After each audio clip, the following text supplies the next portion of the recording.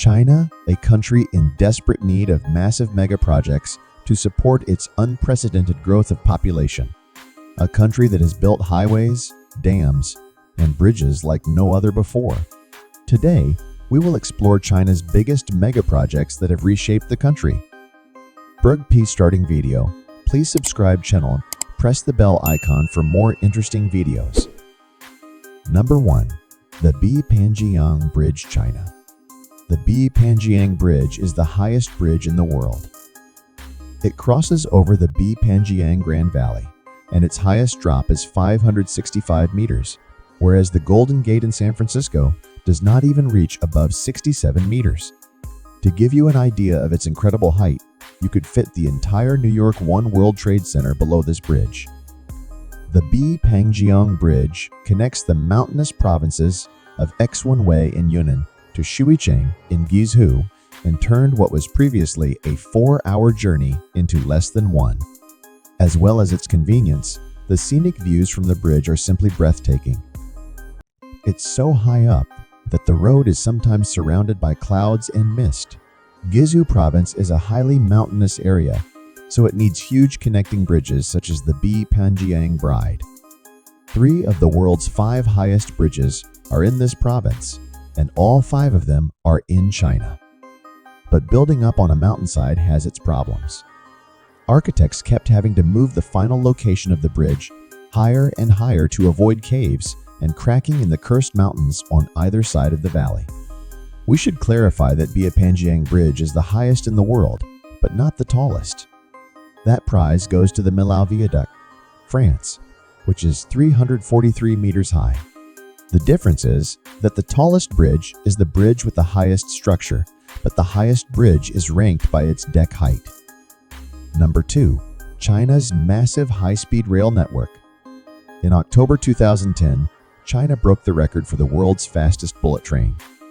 In under 45 minutes, this train travels 200 kilometers between Hangzhou and Shanghai.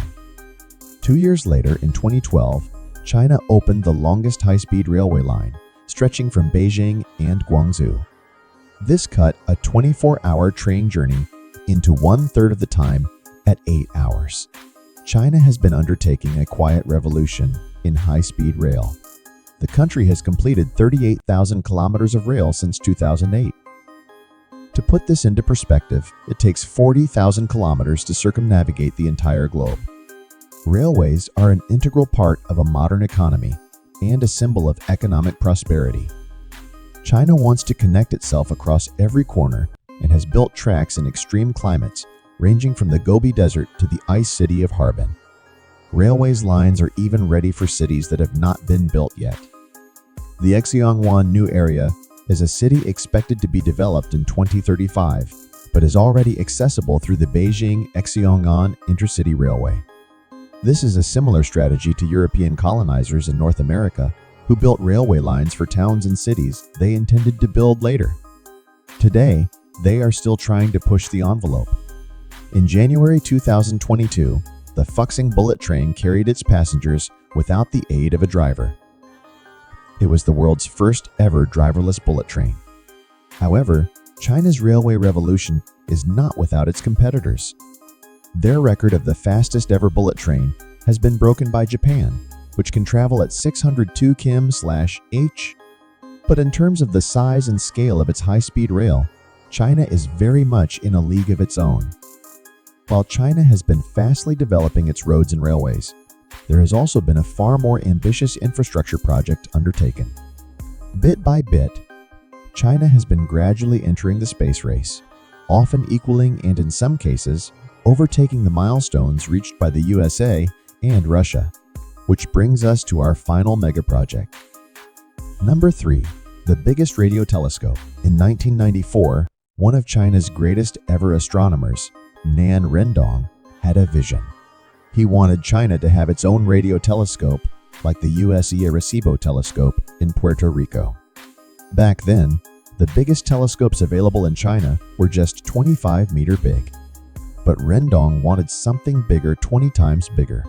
Rendong and his crew spent 10 years looking for a suitable spot in southwest China to build a new radio telescope.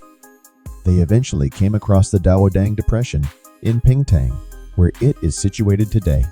This was a bowl-shaped valley that could hold the telescope's weight and allow groundwater to drain from its site. The radio telescope was finally constructed in 2016, more than 20 years after its initial design proposal. It is now the world's biggest telescope with a 500-meter diameter and contains over 4,000 aluminum panels, which can all individually be moved to focus on radio waves in space.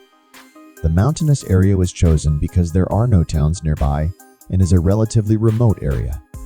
Nonetheless, the project was not without controversy. Villagers living near the area had to be compensated with either cash or housing. Ironically, the budget for this relocation was roughly $230 million and cost more than the actual telescope itself. Currently, the telescope is being used to investigate fast radio bursts. These are mysterious flashes that appear within milliseconds, yet produce more energy than the sun does within a year. And China wants to know what they are. In 2017, the telescope made its first discovery of the pulsars.